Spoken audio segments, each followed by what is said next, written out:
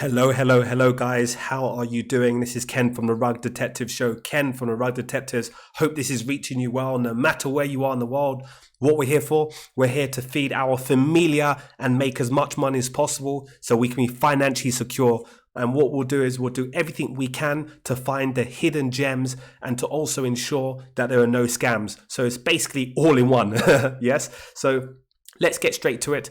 Today we're going to do a review about Bitcoinvend. This was actually a suggestion made from our page, one of our Patreon members. So obviously we're all in this together. So let's go through this now. This is their specific website, and essentially it's the next step for Bitcoin and crypto adoption. So what they're looking to do is buy and sell anything, process payments, peer-to-peer exchange, and more. Integrate crypto into your life. So literally it's a wallet. It seems like an app that will enable you to be able to buy and sell, process payments, stuff like that. Okay, so we do know that there are quite a lot of companies in this space, so it's quite not saturated but extremely competitive. So we really need to see what type of uniqueness do they have, what offering do they have that can really differentiate themselves from all the others in the specific industry. So making cryptocurrency easier, it's complicated, you can spend it, people lack trust. Okay, that's clear. Just for you, like a bank, exchange, or wallet app. Okay, so it's a wallet app, that's fine. Process payments, exchange peer-to-peer. So what stops them? Let's see, buy and sell whatever you want locally. Okay, so there's an option that you can be able to purchase stuff. So there's this e-commerce slant to this, and also in terms of payments, sending and receiving. So let's continue to move lower. So it's for the people, that's fine. So let's go further down. Roadmap, app development 2020. So they have an app. So first and foremost, if you haven't, please make sure you download my Rug Detective checklist. Just go into the description in YouTube. Make sure you follow and like as well, please. And also follow me on Twitter.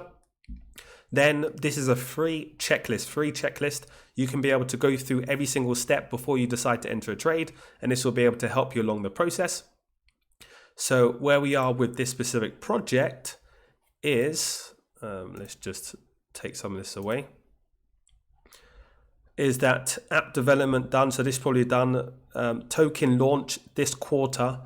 And if I just switch across very quickly to the Medium post. The Medium post was done by TrustSwap, so they're like a launch pad. They launch various projects, and they literally did their initial liquidity offering, which was 2 days ago, and now they're going to go live, which I saw. Okay, so they've got the details here. Okay, so Uniswap pool will be created on the 1st of March.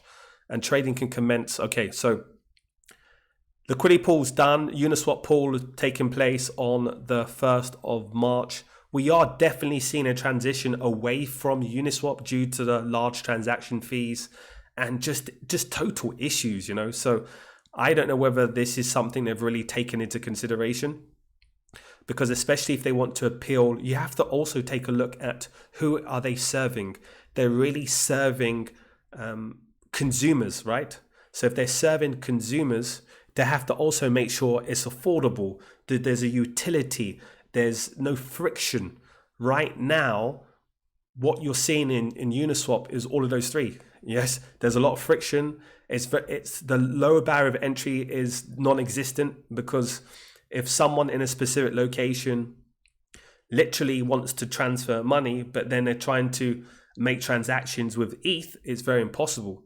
So how are you going to then get a community to really be vested and want to buy tokens on Uniswap due to the high transaction fees? I.e., if I only have, let's say, $1,000 that I'm looking to put into a specific project to buy, and Uniswap's charging me $100, then that's 10% gone straight away. 10% in, 10% out. It's 20%. So I'm fighting totally. So number one, this is definitely something, this is more external risk. So it's not internal, but this is external risk that every project really needs to look at.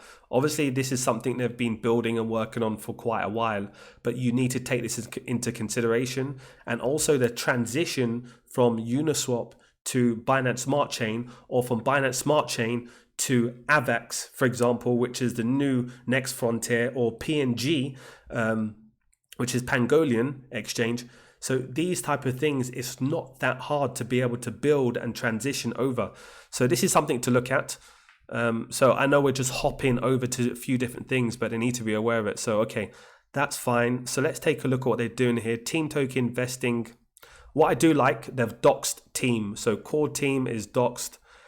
What I would have liked is, rather than having just a image, it would have been nice if they had an option where they would have, for example, LinkedIn profile, Twitter account, so one can be able to do some research. Again, I keep telling these projects, make sure you have this thing in process, because you want to make it as easy as possible when people are doing their checks, such as the rug detective community, right? When we're doing our checks, we want to make sure that there are no challenges. So, because now I'm going to have to type in Joe Jewson on LinkedIn, or Paul Morgan. I have to go through all of this process. So this is what I have to go through afterwards. Then liquidity lock, 1% will be given to the top 1,000 swap score snapshot taken at 9. Okay. So this, I presume, swap scores. So this is basically the TrustSwap, their token essentially. In the allocation, let's find out more. Percentage, 20% to the team, 0% unlocked once they list, 3-month cliff and 24-month vesting, advisors 4%, community marketing fund, foundation funds 40%, and there's a cliff, private round 10%, 80% vested over 2 months, token offering on TrustSwap, percentage 11%, 30%, 70% vested over next month. Uniswap 2.5. Okay, so they've really structured it in a way that once they list, there isn't a specific category where everything will be unlocked during once the listing occurs, which basically means that their intention is essentially to decrease that sell pressure. So you could potentially see a good pop once this price lists, or when the project lists on the market. Then you've got token supply, 100 million token supply, hard cap, launchpad 1.1, initial market cap 1 million. So it's quite high generally as a market cap. So I would put this company in the bracket of a mid-tier type project. So this is not like a altcoin of some sort. It's more of a mid-tier. Okay, so these things to look at. So we'll go down. So they have staked swap score. So we'll go through this process. And what do they have here? Secure launch process. So SSL certified 1 week prior to token sell date. Have their domain. To ensure a smooth launch, member has agreed to have their domain fully SSL certified 1 week prior. Okay, this should be done straight away. When you buy a domain and you have a hosting server, you should just get the SSL certificate all in one. It shouldn't be done 1 week before. So this is not a red flag, but literally then says, why did they even put this situation there? So let's just take a look at the source code to find out here some information. Chrome. And then when they say about 1 week before, the question is, when was this domain actually registered? So let's just find out here. I'll go to Who's Lookup, and then I will search. Then I'm not a robot. Then I need to select all the boxes to ensure that. And it seemed like traffic lights, I'm going to have to do it again. Oh, thank you. I'm not a robot. So let's go to the specific data. So what we see here is that it was actually created 2014. So it's been, this name is quite a strong name. Highly unlikely that the same company has basically had this domain name for this length of time. I presume they probably acquired it. You can see that the registration is private, so domain by proxy, so we don't really know that information. Then what we'll do is we'll just go back to see. So then what I'll start doing is get the app. So I'll click on here to find out what happens. So when I click on get the app, it says available soon.